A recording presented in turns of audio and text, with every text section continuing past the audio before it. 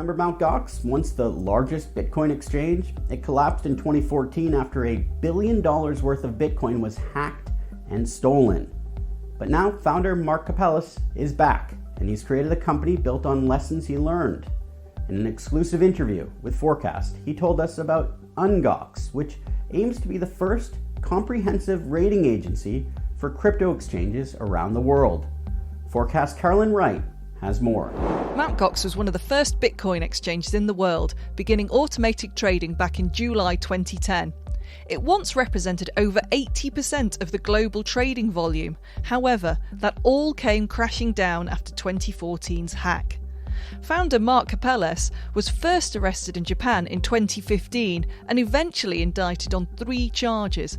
But after years of investigation, in 2019 a panel of judges found him innocent on the charges of embezzlement and of breach of trust.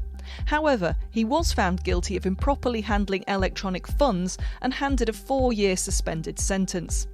That means that if he behaves himself and doesn't break the law, he won't go back to prison and is a free man. Karpeles spoke to investigative journalist Jake Adelstein for Forkast on the wisdom he's gained from the saga.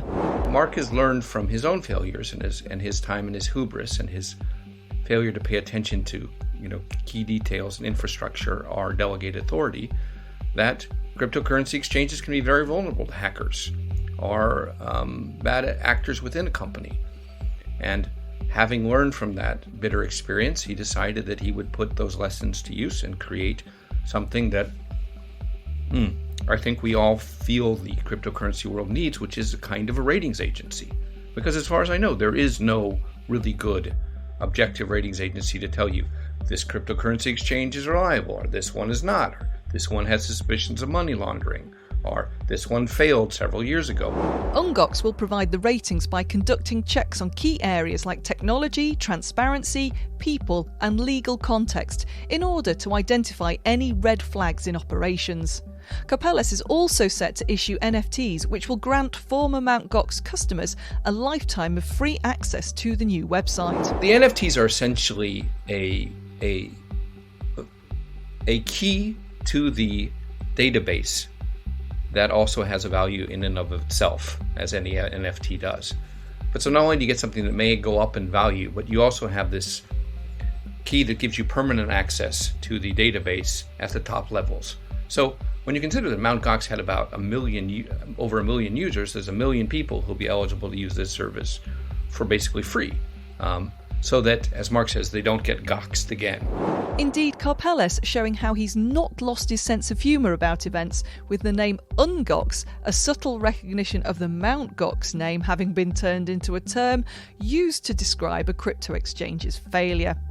UnGox is due to launch in Q3 of this year, with basic ratings information free, but subscribers offered more detailed information, along with alerts on any ratings changes.